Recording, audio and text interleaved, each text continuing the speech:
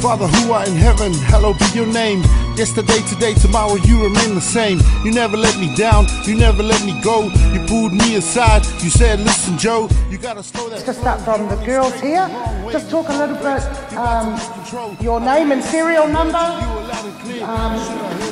villages or matua, and why are you doing this class? So for me, being here is to be able to engage better with my parents. My dad was in the Navy and we got to travel around, so we didn't get to learn our culture as much as some of my older siblings who grew up in Samoa. It's just getting deeper into the language and stuff. Me and my baby sister, have been wanting to get a malu for a while now. Now I feel like I'm in a stage where it's our turn to step up in our culture.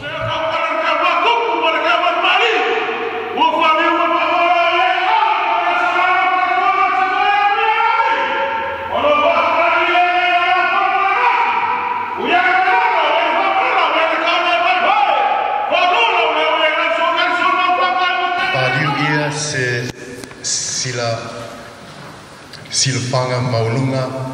Ua faliu ma fata. Fa'afao. Ua faliu ma fa'afao ia. Ia aulo fionga presteng mo mamalu o akolvo. Ngai, kuya ngai. Vai kama swali ie, vai kama swali ie, vai kama swali ie. Na kwekele, na kwekele, na kwekele. Paskai likeu, paskai le lopo.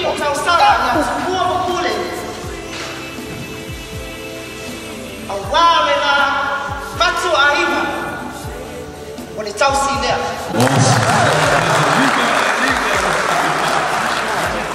When you put the earphone up, you don't put it up in front of him. Okay, you be careful. If he's standing here and doing this now, the people don't want to see you, they want to see him. Oh, no, like if I go here, go my eat. Does that make sense? That are here today, I will not bother to teach you.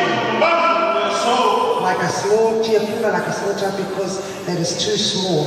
Because the dignity and the sacredness of the gathering here today is enormous.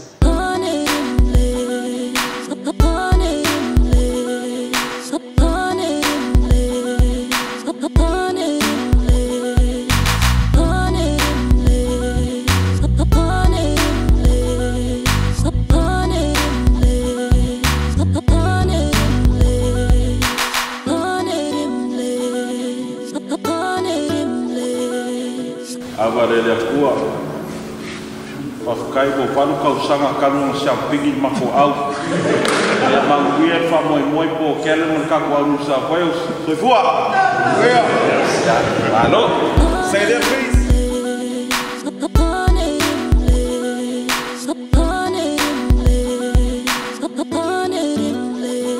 Samoa, 10 years ago. And here we are in Australia. And you don't have to bring that drum around here. Don't it feel good when you take a toe, catch it through the wind, breezing like that Parisian smoke. Got me on the different note. Holler when you see me, I ain't snobby like the rest. You know the deal, pour it out, time to chase the sunset. East 99 cassette banging in my tape deck. Bottle of Paluas, I be riding with the crew. Serve a dime, a massage in the back of my garage. Mr. Nasty Time as I let my phone charge. Light it to the herb, say word, I got that skunk. Let it burn and vibe out to the humble-fied funk. Get up and let your head nod. And don't forget to check your problems at the mailbox. Matter of fact, bring up rocks if you slide it through. Break out the celly, maybe holler at a dime or two. And yeah, they cruising from the west to the south side. Do it like this, pimp him like Nacho. Little hub, big skis.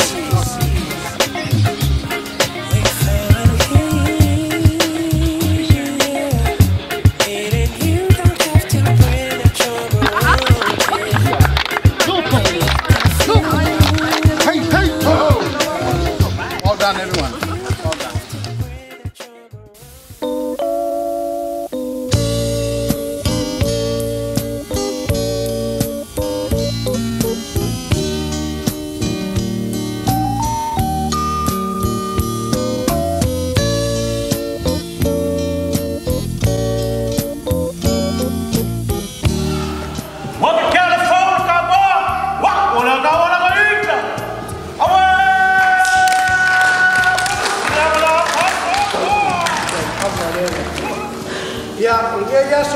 tenu.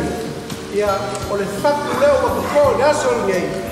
Mga o ia le fua mo kai au. Ia so le fua mo ia mo ia le kako o fiafu. Tatu whaatalo whaatu. Ma whaafeno ai atu. I le paia ma le mano nene aso. Mea ka tau talo ni tau whaatuku me tau whakumari. Le au kaukale le kau whakuku ma le kau whakumari. Tai mama e whaama. E mamani no songa ia kumo hule. Aiga, malatu tamu. Sama fo'i malatu ai. Tote whaatalo whaatu, whaatelo ai atu. I le paia, o le mamalu, o le aso. Ia le tau makutanga, uma o le teo teawina, i o le teo me sese. Nunu atu, sama whai mai le mamalu tula tua, ia o Samoa potu potu. Ia le tau makutanga, uma o le teo teawina, i o le teo me sese. E pupuli na I sala se upu, a wa Samoa le atinu, wa uma o le tau. Ia Samoa. What's oto? A o se ala o. O lo pata mali lea, le lo kolo ina atu. O ina manatu le a si le pale asu mo le toma. O ia mai lolo, o ia whakala, o ia kapai, leo ka whakala ki uwha fuku ma ki uwha kamali. Ia me nei mai ni matai sili. I le nei wha moi moi. O te mana tu atu le mai mo amo a Samoa na galie me mai toi lau. O ki kaukale ki uwha fuku ma ki uwha kamali. Si kei ngangi, le paia, ia sua mal mai Faiumu.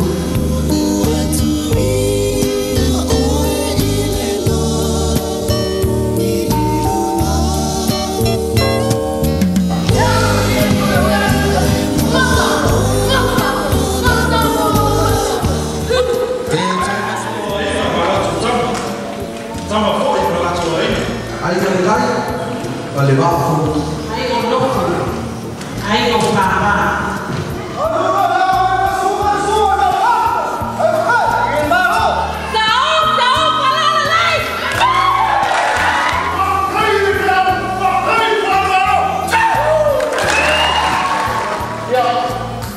Langi mama, ia se wako aiga i ke kala.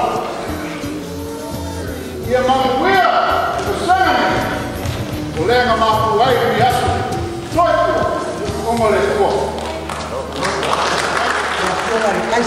Kaiser of Germany, all that, they started to change this around, and that's when the Mau movement started to form, because people would not give away these whakapenas, because this is all of us. These are our ancestors. This speaks about our land, because each of those words denote particular villages, regions, districts in Samoa.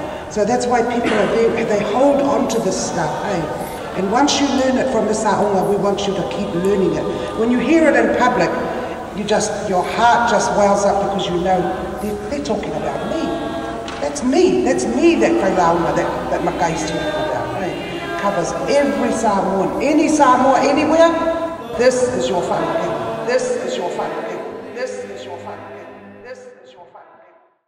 They have kalawangas in their family, o la ko e whaiakongu.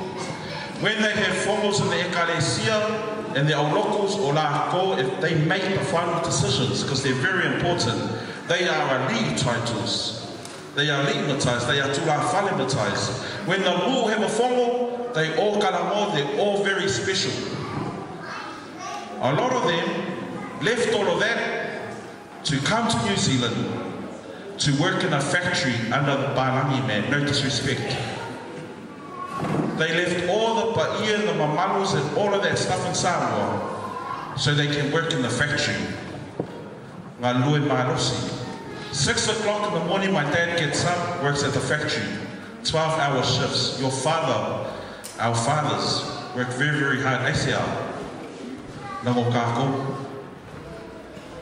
Because of us and the future. Us and the future.